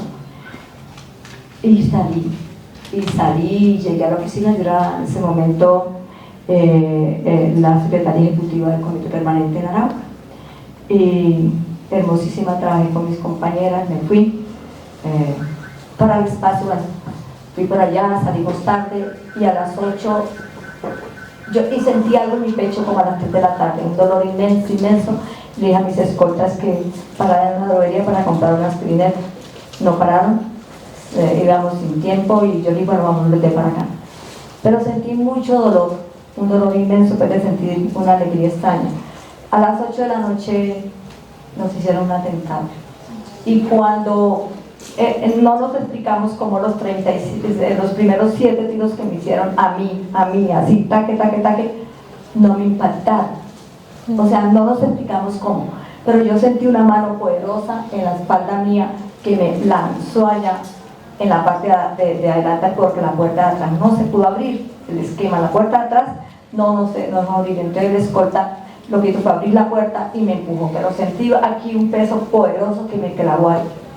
Después me levantó y, como dice la psicóloga que iba conmigo, le digo al comandante de la policía, no nos mataron porque Marita supo manejar la operación, dijo ella, no en esas palabras, pero mira, no fue una fuerza espiritual. Yo creo, porque la niña salvaba muchas de esas cosas, mucho. Yo sí creo, pero lo creo como una fortaleza desde adentro, ¿sí? Yo no tengo tabú. Yo, a mí, como le digo, no tengo tabú. Yo creo que la libertad de los cuerpos permite la tranquilidad del alma, ¿sí? Para uno. Y yo les quería contar esto, es para preguntarles. Bien partidas, bien sinvergüenza, bien loca, bien agredidas, todo lo que me quieran decir. Y yo las veo en esas Magdalenas. Yo ya me he escrito, que nadie quiera reconocer que María Magdalena era la novia de Jesús de Nazaret, ¿cierto? Y es prohibido decir. Por eso no es prohibido. Por eso me gusta Margarita, ¿no? Nadie quiere reconocer la historia del grupo de mujeres que estuvo al lado de Jesús de Nazaret caminando el territorio, ¿sí? Y financió su ministerio. Financió, porque mire Marta y María tenía su plata y mire, no crean, yo me he leído toda la Biblia y todo eso. Mi crítica, ¿cuál es? Hombre, no joda, porque la Biblia no reconoce. Y yo le digo a Dios, vea, aquí voy a pelear contigo, no jodas, con esos hombres que escribieron esta vaina. ¿Cómo es que no reconocen el poder, la grandeza y todos los aportes que hicieron las mujeres? ¿Cómo no reconocen que la hermana de Moisés tuvo la berraquera de llevarla allá y su mamá con el dolor en el alma dejara a su hijo allí para que otra lo criara? O sea, ¿cómo no reconocen eso que hicieron las mujeres? ¿Y cómo no reconocen lo que hicieron los diferentes? Porque me parece que fue el Papa anterior que dijo, ¿y quién les dijo a ustedes? ¿Y quién nos asegura si los apóstoles no eran gays? ¿Sí? O sea, es eso. ¿Cómo no se reconoce eso? ¿Cómo no se reconoce esa vaina? ¿Sí? De que no se reconoce. Muchísimas. Yo les quiero preguntar, ustedes son muy atrevidas, no jodan. Con todo ese atrevimiento que han hecho en un país como el nuestro, señalador, estigmatizador, criminal y asesino, se atrevieron a hacer eso. ¿No les ha dado miedo? ¿Qué les han dicho? ¿Se sienten así un poquito de no jodan, la cagamos? ¿Ok? Yo pregunto eso. Muchas gracias, Ruth, gracias. Y este va a ser, por el tiempo, esta va a ser la última ronda de preguntas. Entonces creo que había una persona más. Vamos a cerrar, ya no podemos tener más preguntas por el tiempo. Vamos a cerrar con esta pregunta para tener 4 preguntas y terminar esto. Ya después de eso vamos a tomar agüita, a comer algo, porque aquí ya no vamos a desmayar. Entonces, y podemos seguir ahí en la conversación, pero también queremos como respetar el tiempo acordado, porque se puede extender mucho. Entonces, si nos puede dar su pregunta y ya a partir de ahí hacemos un cierre con lo que ha comentado, que está muy interesante. Nat. Hola, buenas tardes. Pues también agradecer mucho este espacio. Para mí representa mucho poder, y gracias especialmente a Judith por traer esto a la universidad. Para mí, más que triste, a mí me mueven muchas emociones, digamos, sobre todo como melancólicas, porque yo, bueno, y esta es una de las cosas que quería comentar con ustedes, y tal vez exploran la autoexclusión o la autodesfenestrarse pues de la espiritualidad como un tipo de violencia, porque es algo que yo más o menos como a los 20 años decidí que ya me cansé pues en un espacio en el que estaba de ver todos este tipo de violencias patriarcales, de violencias espirituales, de violencias de todo tipo, en un espacio que se supone pues que me reconciliaba con un lugar de mi ser que pues no había podido explorar, y que en ese momento lo estaba haciendo. En ese momento me sentía reconciliada gracias a esa experiencia, pero al mismo tiempo me sentía muy decepcionada, y entonces decidí que ya no más. Y luego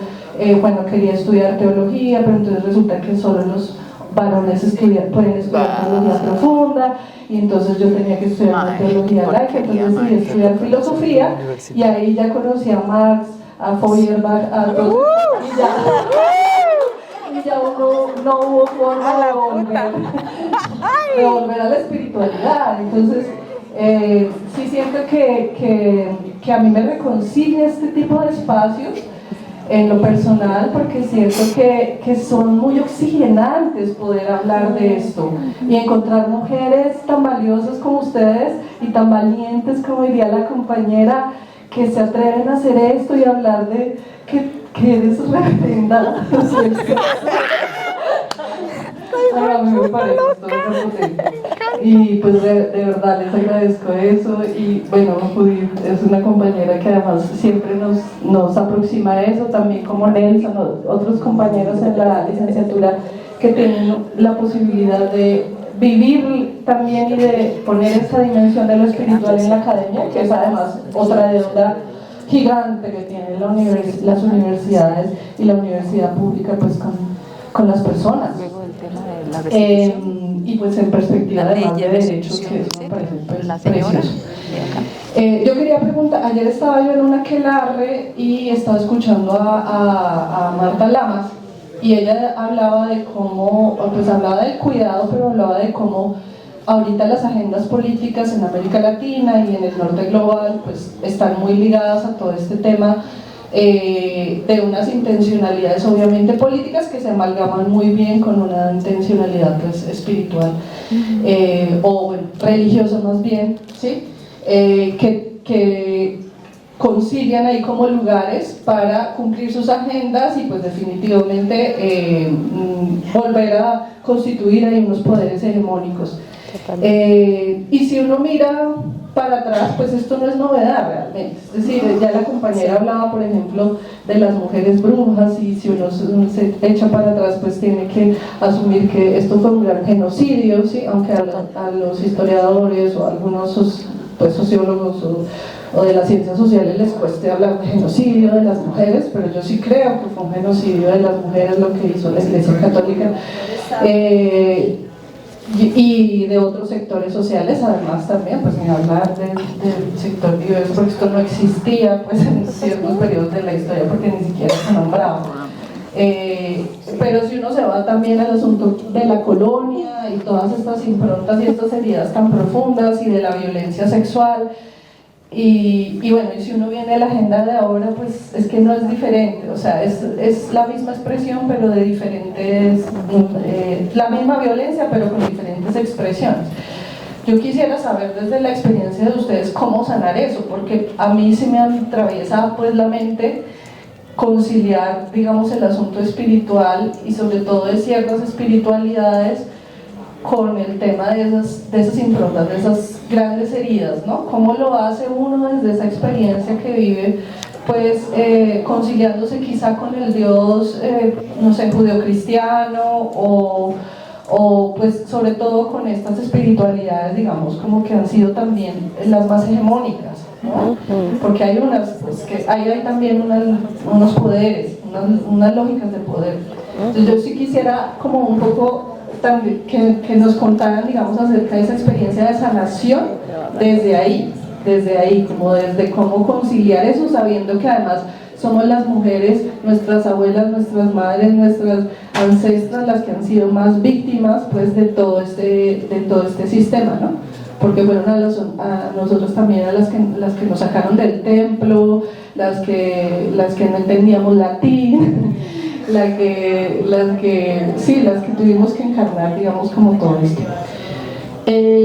Eso pues como por un lado, y por otro yo quería un poco también como indagar o preguntarles alrededor como del lugar que tiene el amor, porque bueno, un poco leyendo a Bell Hooks, ¿no? en este texto de Todo sobre el amor, a mí me parece que ella ubica, digamos, este asunto del amor en un lugar muy espiritual, ¿sí?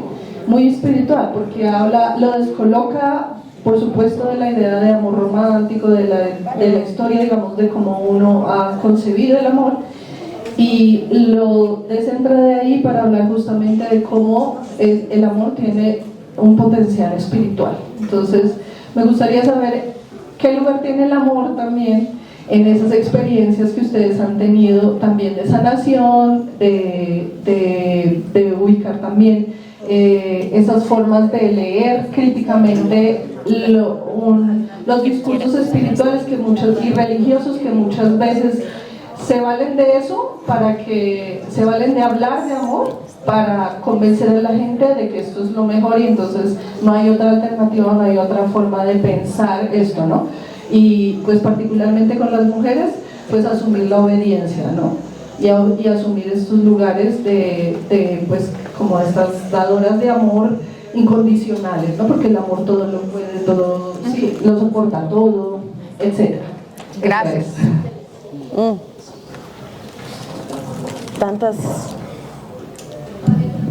Tantas cosas que decir, entonces voy a intentar a mantenerlo rapidito porque también quiero que ustedes comentan de las cosas. Yo quería como responder, hacer una de las primeras preguntas acá que cuadra muy bien con lo que acabas de preguntar acerca de cómo reconciliarse. Yo diría como para mí, las palabras que me dieron para nombrar el ser más grande o de sentir conectada con más que solo yo en el mundo como isla, era el cristianismo.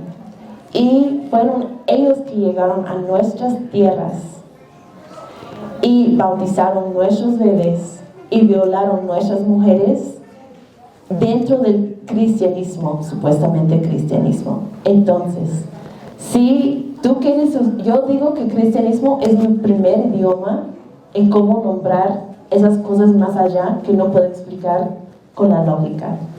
Entonces, si el cristianismo es para ti, sea católica, evangélica, lo que sea, general, es tu derecho, porque somos las nietas, les nietes de esas mujeres, de esas niñas, de esos niños, niñas que bautizaron sin nuestro consentimiento. Entonces, que se joda, nadie va a decirme a mí que no puedo ser cristiana. ¿Quién puede decir por mí? Porque si yo voy al infierno, supuestamente que no existe, pero eso es otro 10 pesos. Pero si yo voy al infierno, es culpa mía. Entonces, ¿cómo puedes decir a mí si yo soy o no soy cristiana o persona de fe general? Entonces, en la pregunta de qué hacemos, cómo sanamos, para mí es empezando con nosotros mismos, porque tenemos mucho poder sobre nuestra lógica interna, lo que nosotros decimos, si es pecado, si es castigo. Y empezar de sanar, para mí es la fuerza, porque siempre nos van a llegar por nuestros cuerpos, siempre los poderes van a querer. Pero la pregunta es, ¿puedes tener un espíritu indominable que aunque todo el Estado, toda la cultura está diciendo una cosa que sabes dentro de ti, que tienes razón, que no debe ser así, que no es justo, que tu obediencia no significa fe? Eso es la parte que podemos trabajar y sanar con nuestros propios ritos o ideas o lógica o lo que sea. Creo que es posible. Y solamente quería decir una cosita más y ya podemos ir pasando, pero es este espíritu indominable que merecemos, porque ahí se puede ver un cambio muy profundo. Perdí la otra cosa que iba a decir. Entonces, si regreso, voy diciendo otra. Yo quería referirme a dos cosas. Una, el tema de que los estados sean laicos ha demostrado, bueno, no solo en Latinoamérica, sino también en otras latitudes como las que admiramos, que son las democracias europeas del norte, etcétera, que un estado a nivel de sus leyes declare somos laicos no implica nada sobre la laicización de esta sociedad. Pero más que eso, me interesa acá problematizar que se ponga toda la culpa sobre el credo religioso también, como el que nos tiene en la calle la religión. Y si no hubiera religión estaríamos súper bien. ¿Quién sabe? Ustedes saben que yo estaba en este taller hablando de estas dinámicas y se me acerca una persona y me dice: es que yo no sé si esto tiene que ver con el tema, pero es que yo viví mucho de lo que usted dijo, pero yo lo viví en un partido de izquierda, o lo viví en un grupo de yoga, o lo viví en la universidad con un académico. Este es un problema estructural. Yo ahorita estoy metida en unos pleitos ahí en la universidad donde estoy, y la manera en que se mueven algunas autoridades académicas es como de un dios o un pastor. Y cómo se comportan las personas es como un vasallaje. Y hay un montón de pensamiento mágico al medio. ¿Qué es pensamiento mágico? Pensamiento mágico es cuando yo asigno a algo externo que no está en mi poder por qué pasan las cosas.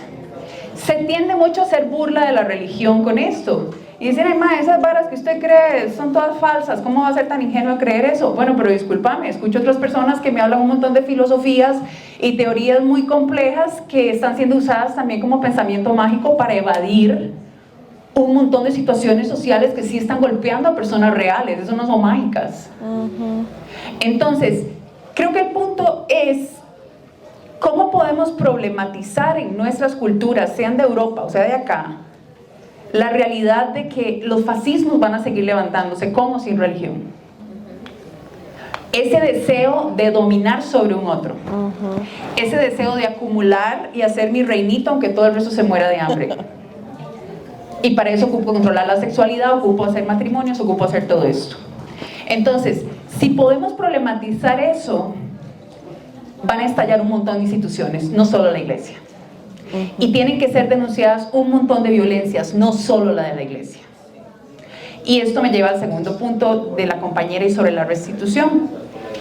Es interesante, digamos, en los casos que hemos trabajado en Costa Rica, donde se ha juzgado a pastores y a líderes religiosos que han cometido abusos contra diferentes grupos de personas, es interesante que el trabajo que hemos tenido que hacer las personas teólogas, psicólogas, es lograr explicar cómo las violencias que viven esas personas se ejecutan de una manera particular. Y esto nos recuerda mucho cuando peleamos para poder hablar de algo que se llama violencia de género. ¿Por qué luchamos? Para que la gente entienda que la violencia que ocurre contra las mujeres es particular. Está rodeada de creencias, está rodeada de una herencia histórica, política, familiar. Ustedes ya conocen mucho, ¿verdad?, de este tema. Estamos abriendo un camino histórico al decir pausa. Las violencias generadas en espacios religiosos tienen un modus operandi particular.